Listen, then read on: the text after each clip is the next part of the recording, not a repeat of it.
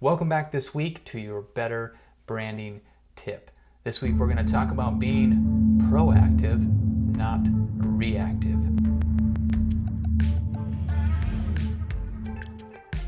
Being proactive and not reactive. I'm going to read a couple phrases to you real quick here. Maybe you've said some of these yourself, or maybe somebody around you said them and it kind of made your skin crawl a little bit. Here we go. There's nothing we can do. This makes me so mad. I wish. Maybe. There's something that these statements all have in common, and that is that they're powerless. They bring no change, and they're actually deflating to a mission or to an intended outcome, right? And so let me read the other side of those and see how these grab you. There's nothing we can do, or let's look at alternatives. This makes me so mad, or I control how I respond to this. I wish, or I will. And instead of maybe, it's simply how should we, or how can we make this happen? You know, who are you going to be? Are you the proactive type, or are you the reactive type? And as a brand, do you have a proactive brand or a reactive brand?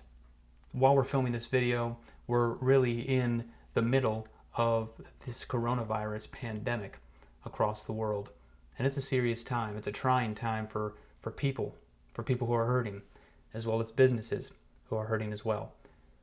And the brands that are going to make it, the brands that are going to excel and come out on the other side of this stronger and better, are ones who actually were already proactive, ones who already had a plan, or those that made a plan very, very quickly and began executing that. Reactive businesses are simply going to be trying to react in the middle of a crisis or a problem, whereas proactive businesses will have a plan that they're ready to execute, and they've actually already analyzed potential problems, and they begin instituting different systems or processes that can actually turn a failure or potential failure into a big win for their company. All around America right now, there are actually factories and plants that are producing products at a different rate, or they're starting to produce a product that they've never done before. And I could go on and name them individually, but we all know and have heard about these companies. And hooray for them. Like, they've reinvented themselves not only in order to keep their doors open, but also to provide a much needed supplies and services to those people being affected by this pandemic. And that is exactly what proactive businesses can do. You know, if you're not a proactive business and you're reactive, you might be one of the businesses that are finding, man, I need to now post to social media, and I'm doing it for the first time in 3 weeks, or I'm doing it for the first time ever, and my audience is just not going to catch that.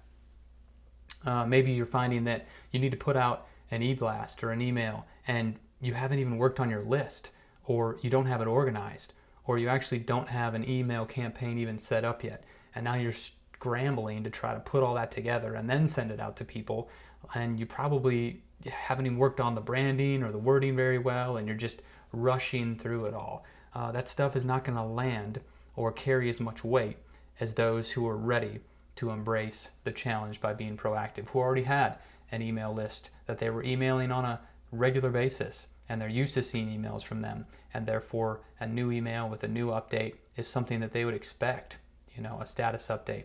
Maybe you need to adjust what's on your website and you don't have access or the resources to be able to make a quick change to your website.